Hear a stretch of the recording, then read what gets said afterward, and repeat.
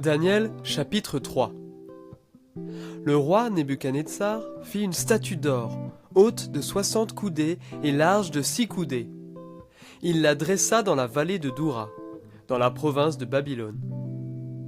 Le roi Nebuchadnezzar fit convoquer les satrapes, les intendants et les gouverneurs, les magistrats, les trésoriers, les juristes, les juges et toutes les autorités des provinces, pour qu'ils se rendent à l'inauguration de la statue qu'avait dressée le roi Nebuchadnezzar. Alors les satrapes, les intendants et les gouverneurs, les magistrats, les trésoriers, les juristes, les juges et toutes les autorités de la province s'assemblèrent pour l'inauguration de la statue qu'avait dressée le roi Nebuchadnezzar. Ils se placèrent devant la statue qu'avait dressée Nebuchadnezzar. Le héros cria avec force : « Voici ce qu'on vous ordonne, peuple, nation, hommes de toute langue. Au moment où vous entendrez le son du cor, de la flûte, de la cithare, de la sambuc, du psalterion, de la cornemuse et de toutes sortes d'instruments de musique, vous vous prosternerez et vous adorerez la statue d'or qu'a dressée le roi Nebuchadnezzar. Quiconque ne se prosternera pas et n'adorera pas sera jeté à l'instant même au milieu d'une fournaise ardente. C'est pourquoi, au moment où tous les peuples entendirent le son du cor, de la flûte, de la cithare, de la sambuc, du psalterion et de toutes sortes d'instruments de musique, tous les peuples, les nations, les hommes de toutes langues, se prosternèrent et adorèrent la statue d'or qu'avait dressée le roi Nebuchadnezzar. À cette occasion, et dans le même temps, quelques Chaldéens s'approchèrent et accusèrent les Juifs. Ils prirent la parole et dirent au roi Nebuchadnezzar : « Ô roi, vis à jamais !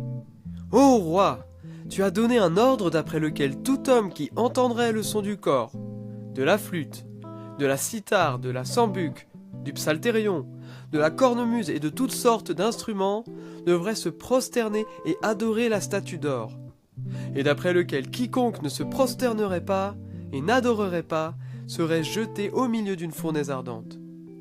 Or, il y a des Juifs à qui tu as remis l'administration de la province de Babylone, Shadrach, Meshach et Abednego. Ces hommes ne tiennent aucun compte de ton ordre. Ô roi, ils ne servent pas tes dieux et ils n'adorent pas la statue d'or que tu as dressée. » Alors Nebuchadnezzar, irrité et furieux, donna l'ordre d'amener Shadrach, Meshach et Abednego. Et ces hommes furent amenés devant le roi. Nebuchadnezzar prit la parole et leur dit : « Est-ce de propos délibérés, Shadrach, Meshach et Abednego, que vous ne servez pas mes dieux et que vous n'adorez pas la statue d'or que j'ai dressée ? Maintenant, tenez-vous prêts, et au moment où vous entendrez le son du cor, de la flûte, de la cithare, de la sambuc, du psalterion, de la cornemuse et de toutes sortes d'instruments, vous vous prosternerez et vous adorerez la statue que j'ai faite. Si vous ne l'adorez pas, vous serez jeté à l'instant même au milieu d'une fournaise ardente. Et quel est le Dieu qui vous délivrera de ma main ? » Shadrach, Meshach et Abednego répliquèrent au roi Nebuchadnezzar : « Nous n'avons pas besoin de te répondre là-dessus. Si cela doit être, notre Dieu que nous servons peut nous délivrer. Il nous délivrera de la fournaise ardente et de ta main, ô roi. Sinon, sache, ô roi, que nous ne servirons pas tes dieux et que nous n'adorerons pas la statue d'or que tu as dressée. » Alors Nebuchadnezzar fut rempli de fureur, et l'aspect de son visage changea devant Shadrach, Meshach et Abednego. Il reprit la parole et ordonna de chauffer la fournaise 7 fois plus qu'il n'était habituel de la chauffer. Puis il commanda à quelques-uns des plus vigoureux soldats de son armée de lier Shadrach, Meshach et Abednego, et de les jeter dans la fournaise ardente. Ces hommes furent liés, revêtus de leurs habits, de leurs tuniques, de leurs manteaux et de leurs autres vêtements, et jetés au milieu de la fournaise ardente. À cause de l'ordre du roi qui était sévère, et parce que la fournaise était extraordinairement chauffée, la flamme tua les hommes qui y avaient jeté Shadrach, Meshach et Abednego. Et ces 3 hommes, Shadrach, Méshach et Abed-Négo tombèrent liés au milieu de la fournaise ardente. Alors le roi Nebuchadnezzar fut effrayé et se leva précipitamment. Il prit la parole et dit à ses conseillers : « N'avons-nous pas jeté au milieu du feu 3 hommes liés ?» Ils répondirent au roi : « Certainement, ô roi. » Il reprit et dit : « Eh bien, je vois 4 hommes sans lien, qui marchent au milieu du feu et qui n'ont pas de mal.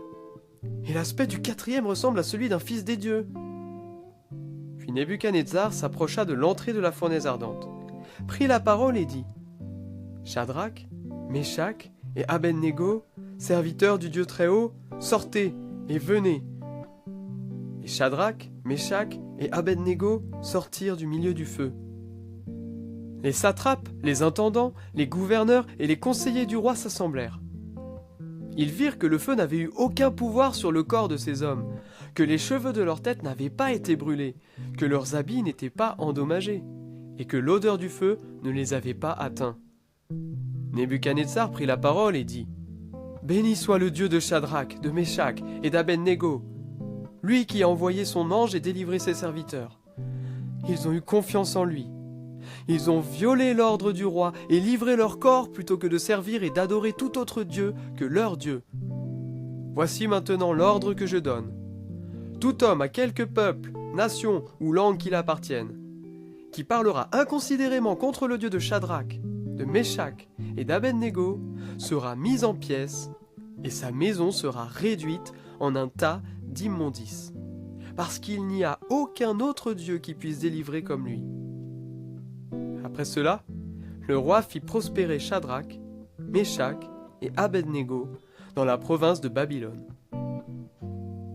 Nebuchadnezzar, roi, à tous les peuples, aux nations, aux hommes de toute langue qui habitent sur toute la terre. Que la paix vous soit donnée avec abondance. Il m'a semblé bon d'indiquer les signes et les prodiges que le Dieu Très-Haut a opérés à mon égard. Que ces signes sont grands, que ces prodiges sont puissants. Son règne est un règne éternel, et sa domination subsiste de génération en génération.